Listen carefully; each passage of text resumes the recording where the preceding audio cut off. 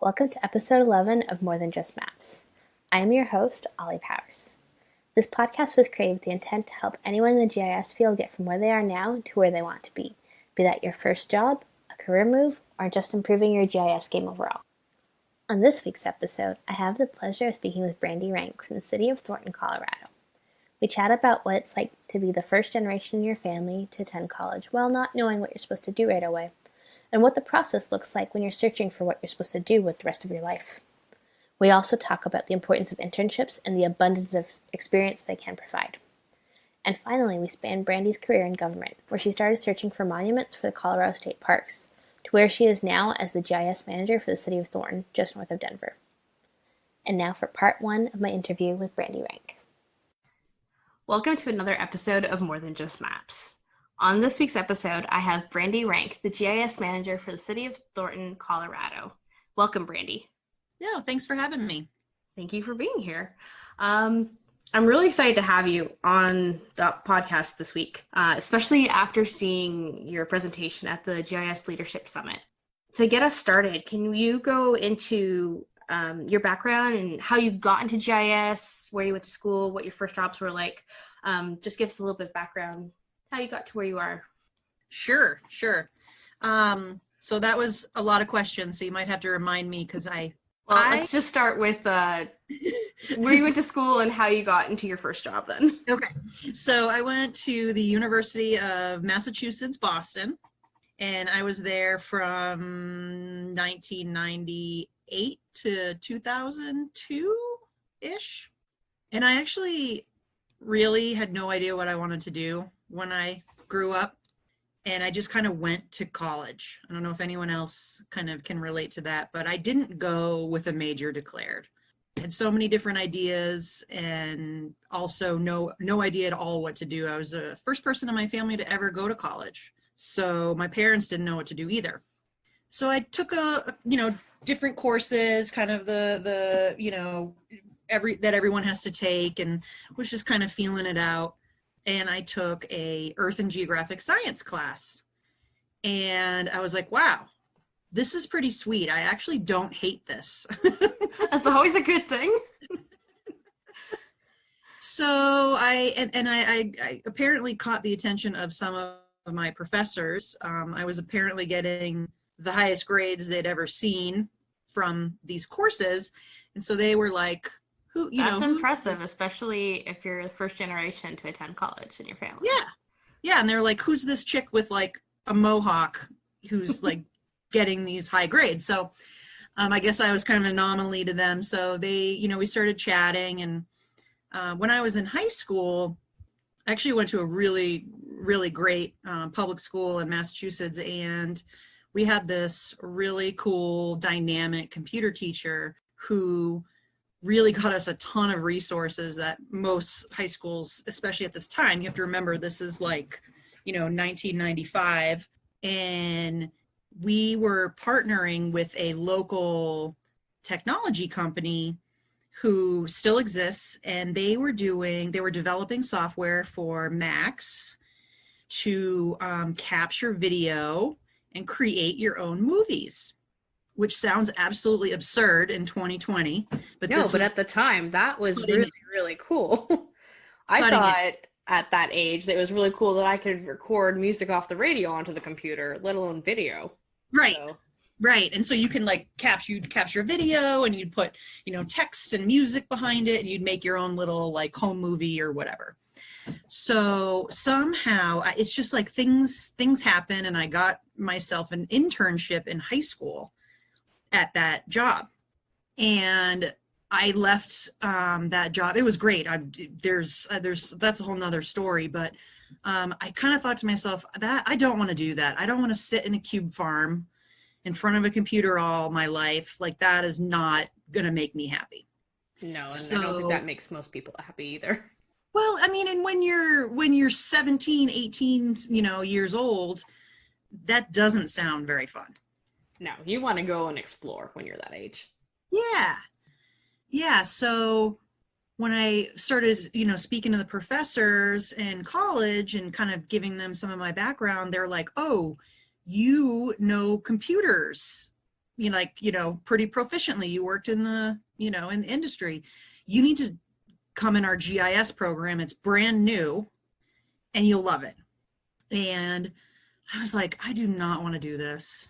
Like, I literally told myself I do not want to sit in an office behind a computer, And is that just because at the time when you thought of computers, it was just, here's what you see in older movies where everybody's behind a desk, behind a computer, just typing away furiously?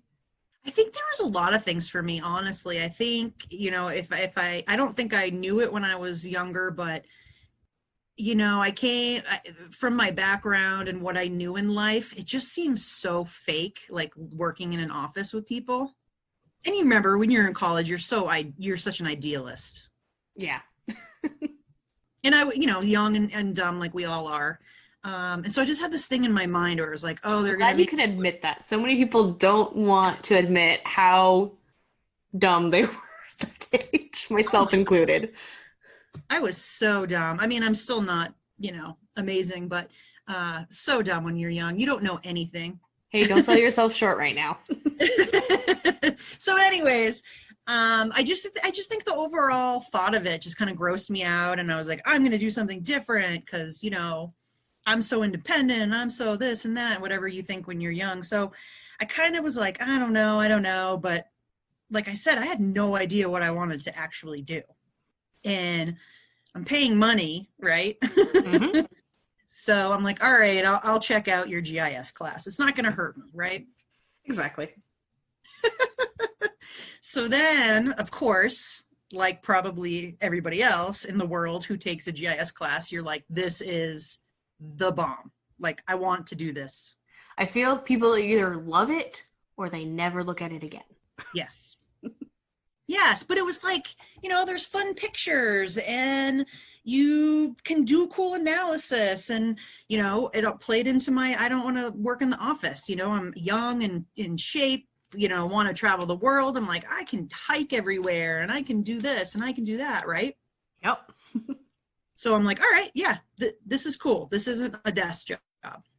So what made it not a desk job, even though you were still having to plot the maps on a computer? I think because I saw like there's more than just, we also have to remember too, this is like, we're still GPSing with Trimbles and like, doing all this data collection way more so than we're doing now. It was a very different field. Okay.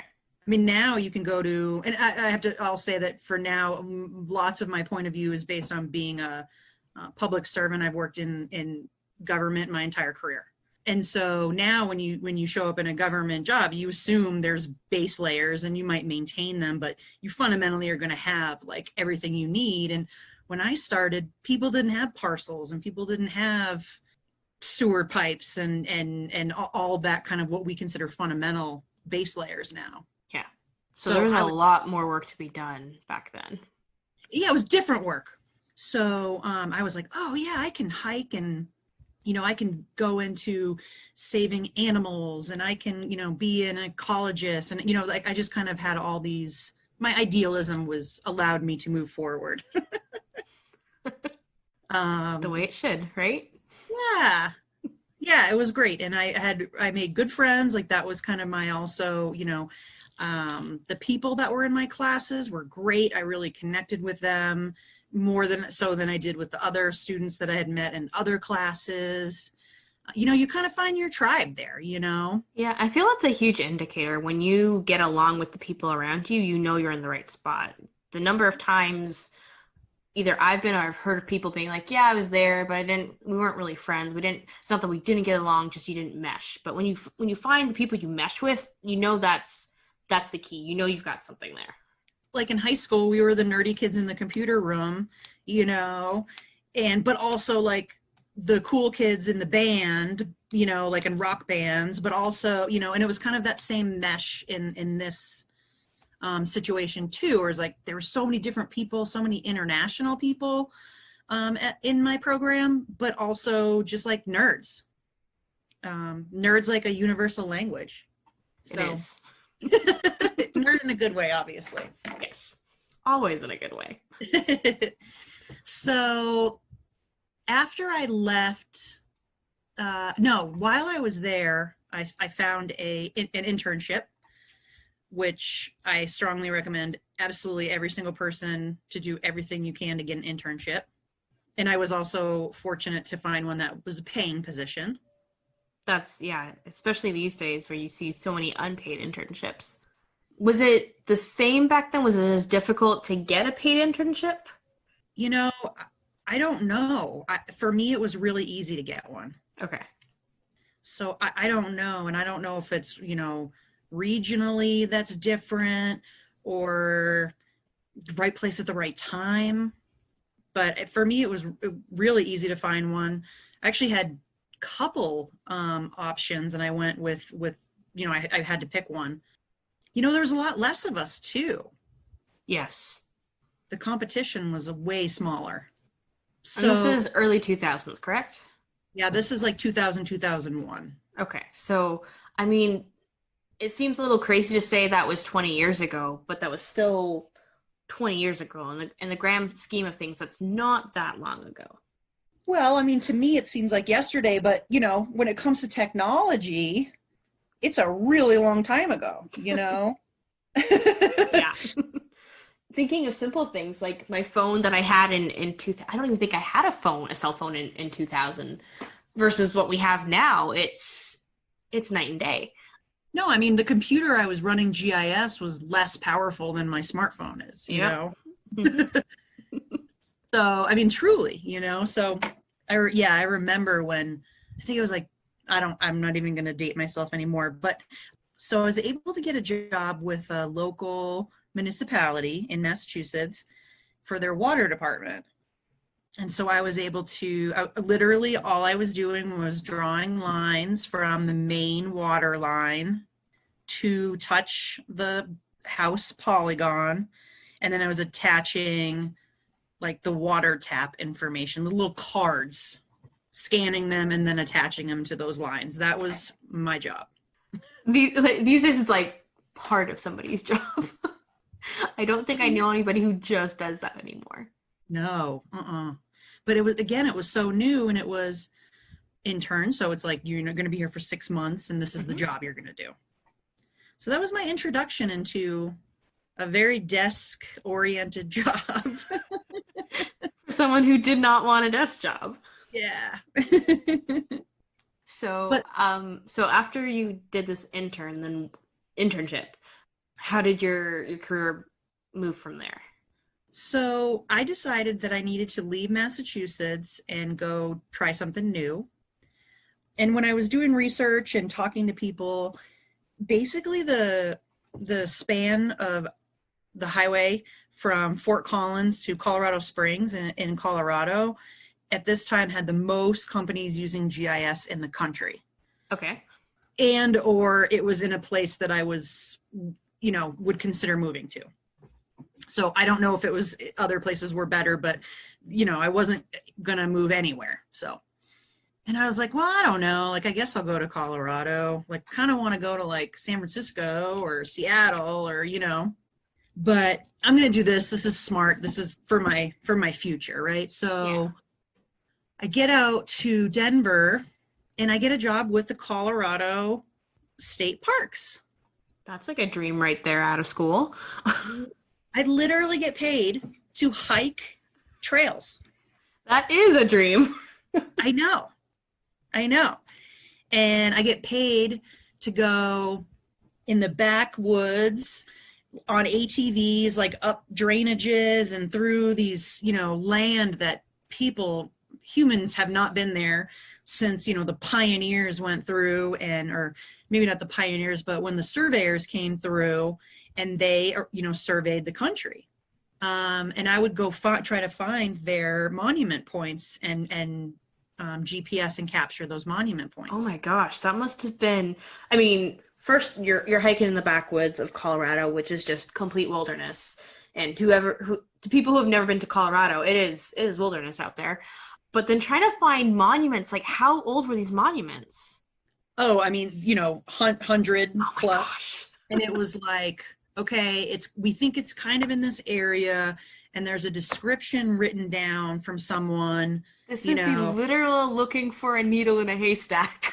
literally. And it was like, go to a rock, look to the east, find the tree with the naked lady carved into it, not joking.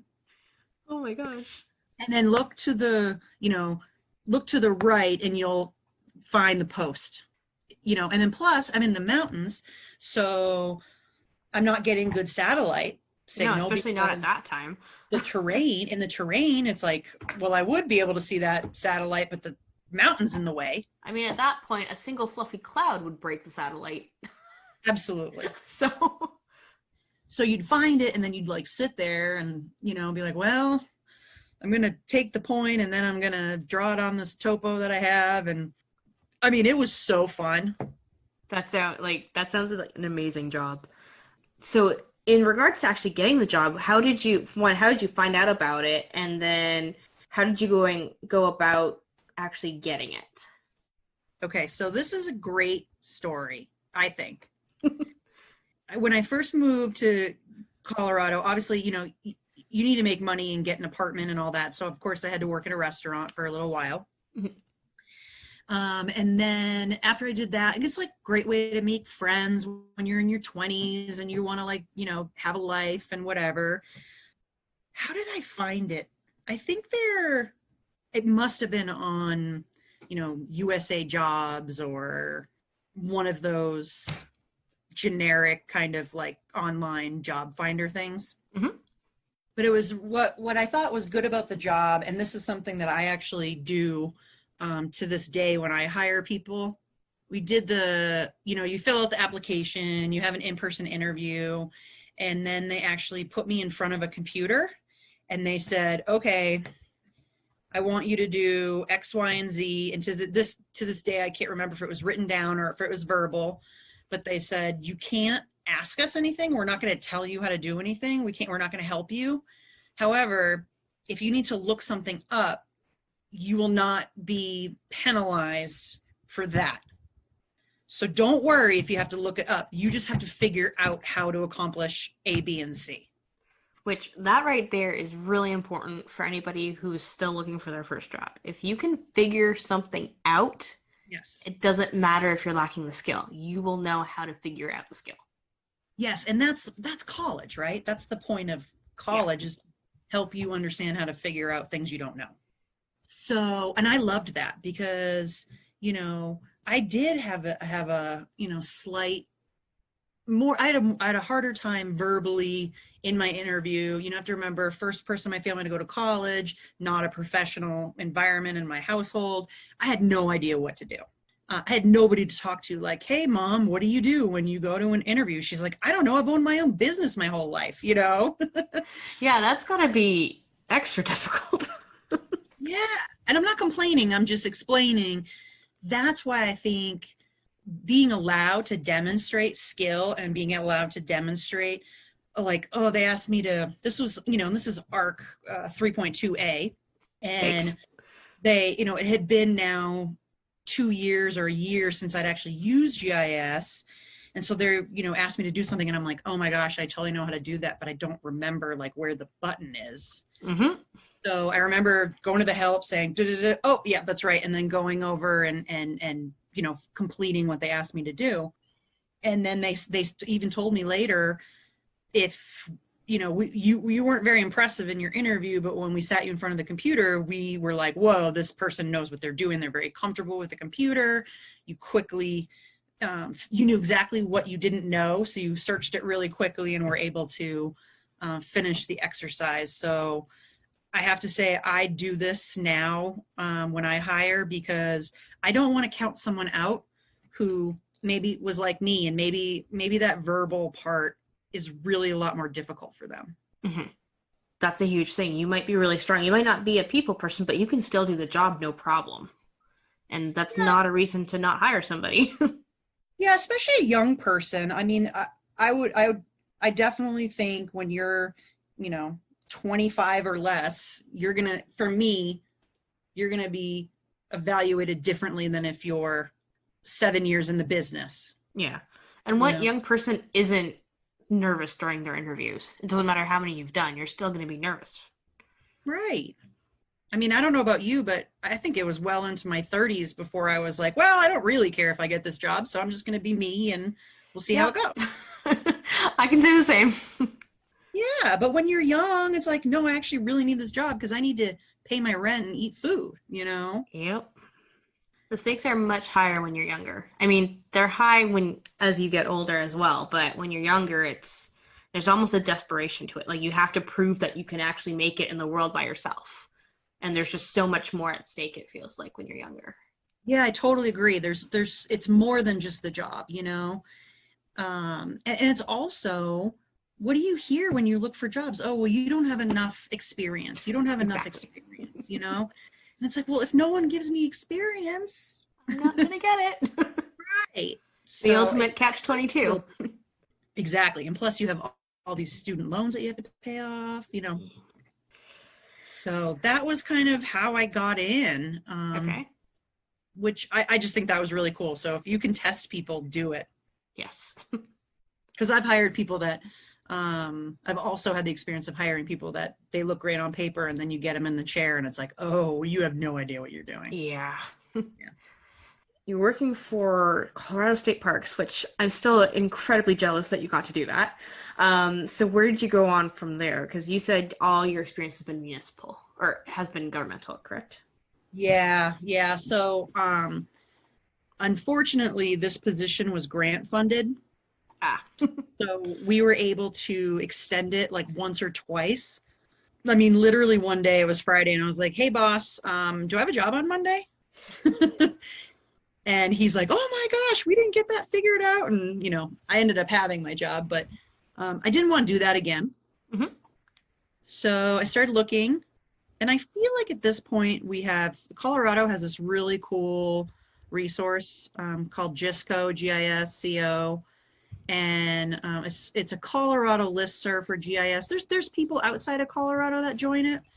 But it is really Colorado focused, and they post tons and tons of jobs and all that kind of stuff. So I think it was there that I found a job up in the county just north of Denver. So I went up and applied and got that job. So as a GIS analyst for a planning department with the county government. Okay. So that position was great in many, many ways. I was there for about 16 years with that organization. And I had a long time. Yeah. I mean, there's good and bad. There was a couple recessions in there. Always fun. Yeah. So you stay put, but yeah. It was a really great job. And I learned a lot about planning, and I also, because now I was, you know, I was a full-time employee, I was able to kind of do more and expand kind of what that role was previously. And what was it previously? And what did you expand it to? This is my other soapbox thing for all GIS people. In many ways, the job is what you make it. So there's status quo and there's me, right? Mm-hmm. That's how I think about it. So the person who had the position before me had been there for about 34, 35 years. You know, they started back when literally... My eyes just went huge. I know. When they started, you literally would draw, like use markers and tape and X-Acto knives and like make little maps. So weird. And then, you know, learn GIS, they, you know, educated that person, they learned GIS, you know, whatever. But they were really set in their ways, and there was really strong division of like, this is what I do, and don't ask me to do anything else. I feel like there's a lot of that in, I want to say, older generations. It was, here's what you do, and this is the only thing you're going to do for the rest of your life. And I feel it's kind of been a disservice to younger generations because that's no longer the case anymore. In a lot of industries, technology is just evolving so quickly that what you started doing is not what you're going to do when you end your career. Right. Even things you learned in school, what you start in first year, by the time you get to fourth year, it's completely changed. Right. You can't do that anymore. And why would you want to? Exactly. I mean, to me, that is so boring. Even now when I have, all of us have projects where it's going to take you a month or a couple weeks or whatever to, start and complete a project. When I have to work on super long projects that are monotonous, I'm like, oh my God, when's vacation? Yep. So I can't imagine like not opening myself up to new things. I mean, the good thing for me was I came in and I had no idea what kind of, limits this person had put on them. So I start just doing my thing and the people are like, oh my gosh, you can do that? We didn't know GIS could do that. You're a genius. And I'm like, well, yes, I am a genius. Of course, that's exactly what's going on here. I need to start taking that view when people start calling me a genius. Yeah, don't say no and be humble. Be like, yes, yep, thank you. That's it. You got it right on the nose. No one else could do this but me, you know? And the reason why I was saying I'm going to soapbox this is in so many ways, the job is what you make of it. So make it better, make it great, make it, be number one, like, go for it, go try something new, don't just stay in your little box. You actually don't have to. Like, no one said, hey, Brandi, we want you to be better than the last person, but I did it anyways. And I think that's so strong and such a good indication of character that you're just going to go and make it better just because, for the sake of doing it. There's no point in staying stagnant in life, whether it's your job, your skill level, no matter what it is. Like, the fact that you just did that on your own is amazing. So many people have to be told to go make themselves better. Yeah, and I cannot relate to, I really literally cannot relate to that at all. To me, it's just like, why wouldn't I want to improve myself? That's why I read books. That's why I travel. There's all these things I do in my life to like learn, It's like we were joking about how dumb we were when we were kids, but of course we were. We had no experiences. We didn't have life behind us. And now it's like, I don't want to be that same person I was 20 years ago. No, and like, why would you be? When people ask, like, you could go back in time, or people say, if you could go back to being a kid, would you? And I'm like, absolutely not.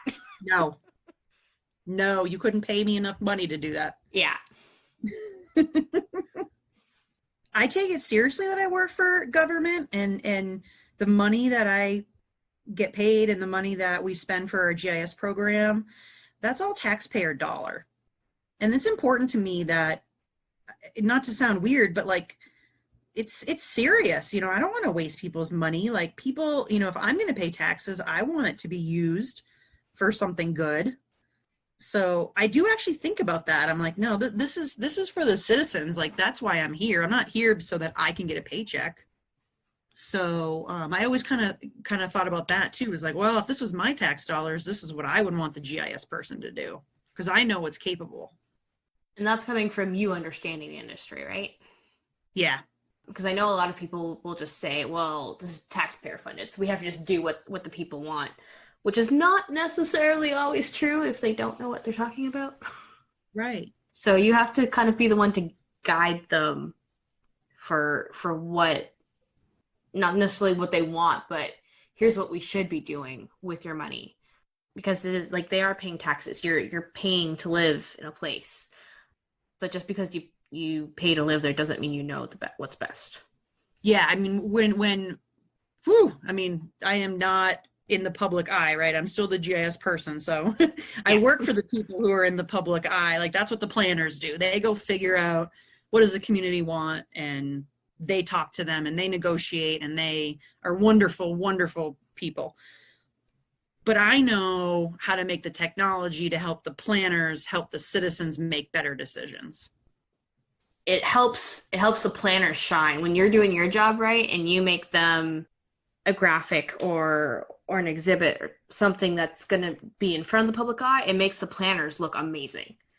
Yes. And that's what we want to do, right? Because when they look good, then the citizens are like, wow, we have great planning staff. Now they are going to say nice things about government workers, you know? One can hope. Imagine that, right? You know, that's always something I've always taken seriously. And, you know, it really makes me mad when I meet people who work in the public sector who don't think about that stuff. Yeah. It should be one of your core values. So you were with this place for 16 years. And are you still there, or did you move on from there? No, I left there about 3 years ago. Okay. And now I'm where I currently am with the city of Thornton as the GIS manager. So, just because the technology in GIS has been changing so rapidly, so in the 3 short years that you've been there, how has your position changed from then to now? I've changed it in a lot of different ways. You know, and this is true for and anyone who's hired someone or been someplace for a while and you've seen new people kind of filter through positions. Everybody brings their own uniqueness to every position. And sometimes that's actually really good. You know, maybe someone leaves who wasn't actually performing, or, you know, the way they led wasn't good. So you actually want someone different. When I came in, what they were really looking for, my boss, the guy who hired me, was looking for was someone to be a strong leader, to bring the team together, be cohesive, and morale was really low. And was that just from former leadership? Yeah, before me, there was 2 managers. So one person was there for quite, you know, sometime 30 years or whatever. And then the other person was there for a pretty short amount of time. I want to say 2 years. I could be wrong, but it was a short amount of time. Well, at least in comparison to the first person. Yeah, big difference. Yeah, there was definitely some, you know, some issues or some barriers, and it was, you know, impeding the work, and morale was super low. And, you know, so my boss was looking for, instead of someone to come in and like set up databases and make sure we've got the best servers and the top-notch technology, you know, that's actually more in the IT realm than my focus. And that's not what he was really looking for, someone who was going to work with the people. So that was his big focus, as well as obviously being the GIS manager and making sure that the systems are up and people are trained, and the data's integrity remains, and all the normal things that you think of when you think of a GIS manager.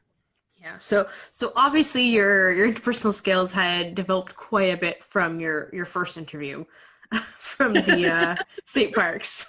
Yes. Interview. Thankfully.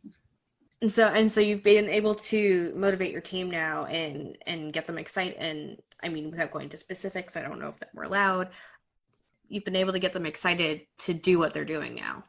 Yeah, I mean, most of the time.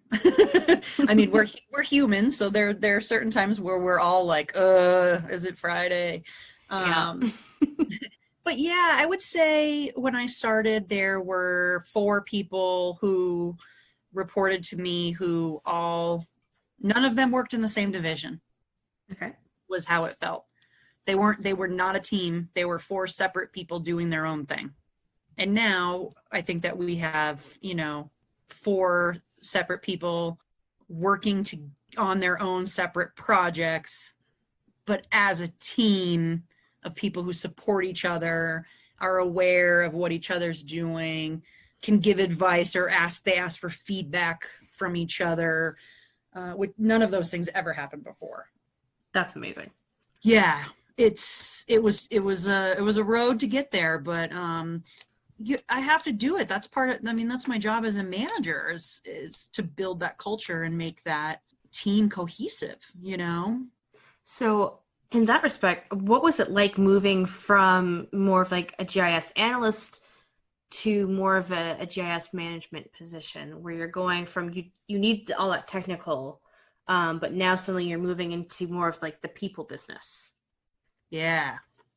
So it's completely different. And you're exactly right that you have to change your entire perspective. From an analyst to my kind of manager position happened at my previous organization.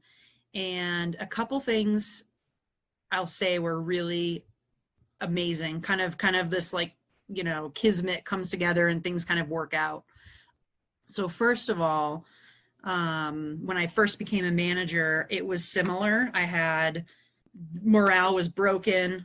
There was a reorganization. So people who thought that they would be in charge were now reporting to me.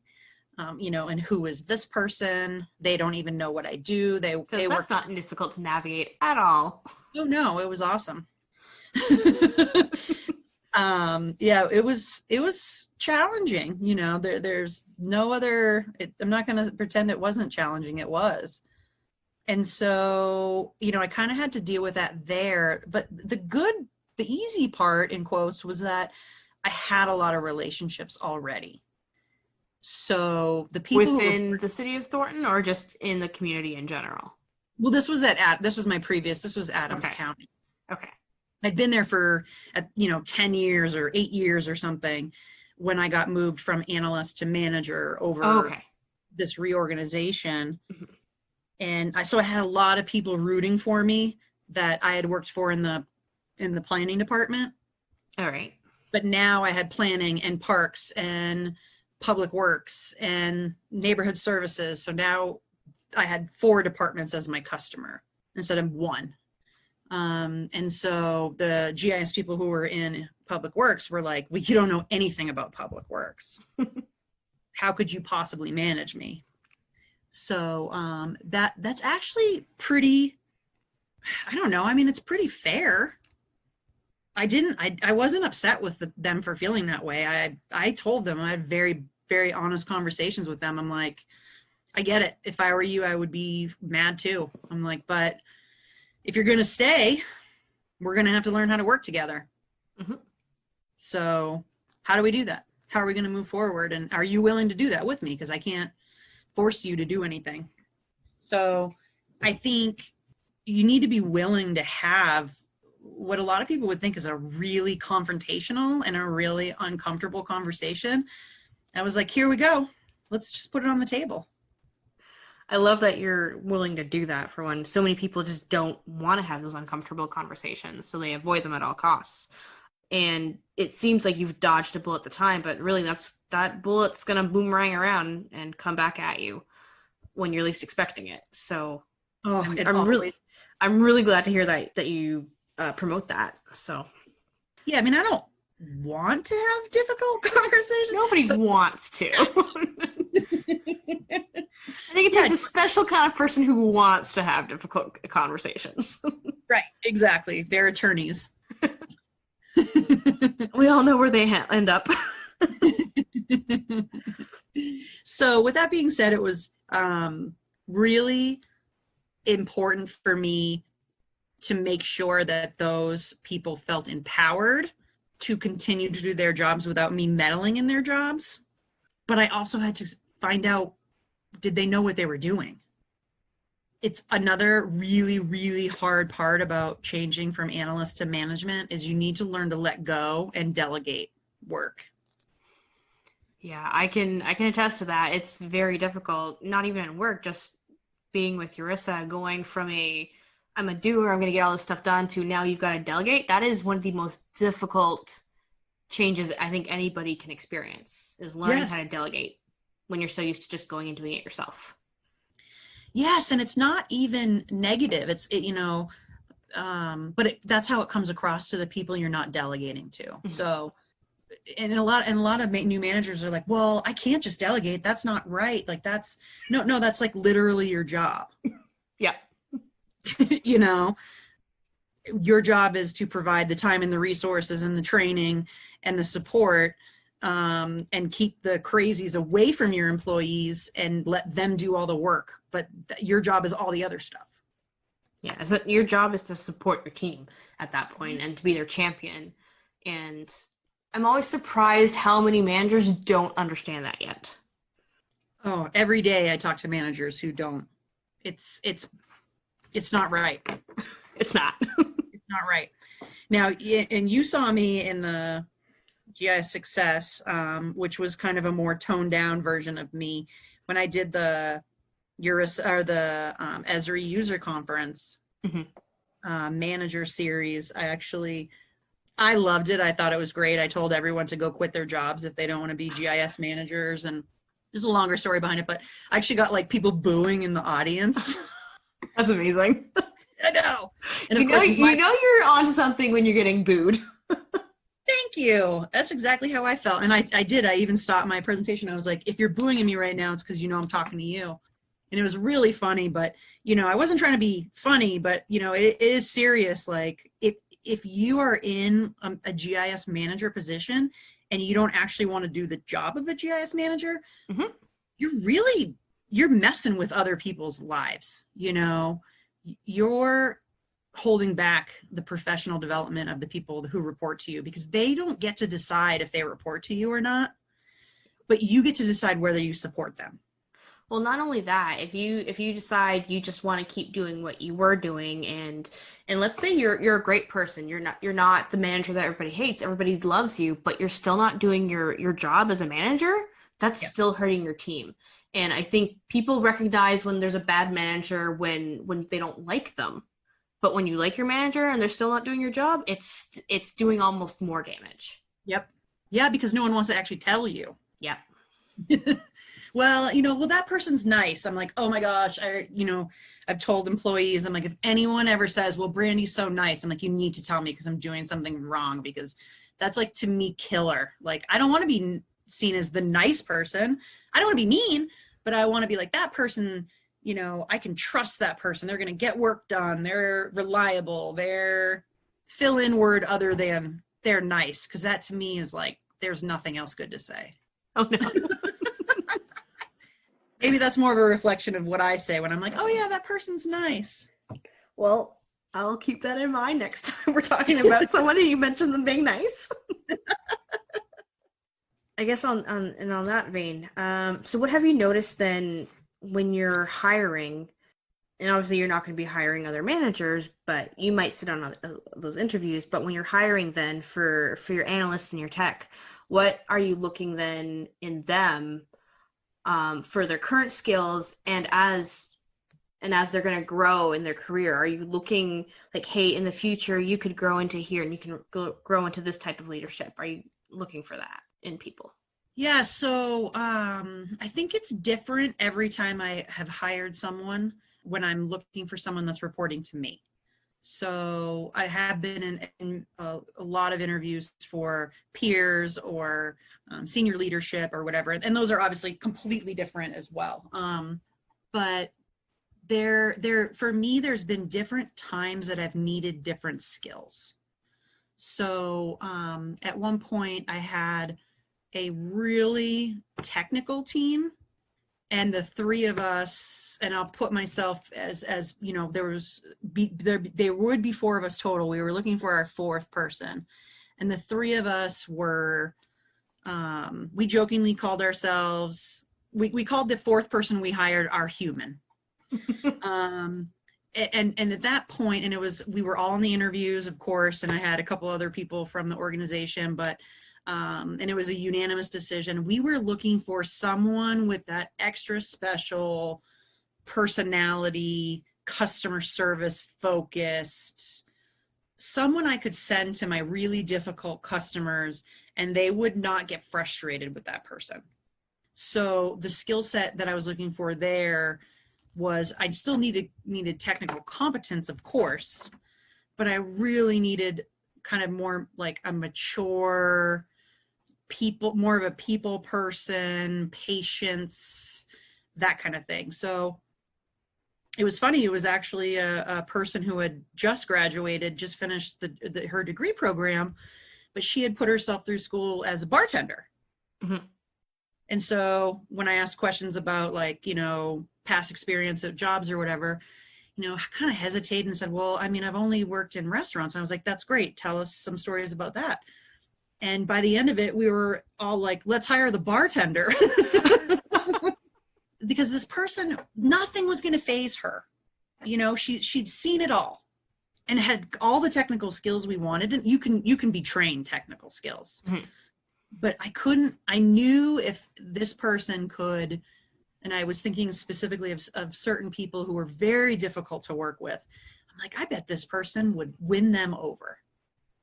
We've got technical down. Like we are so strong. So in that case, it was the perfect hire at the perfect time.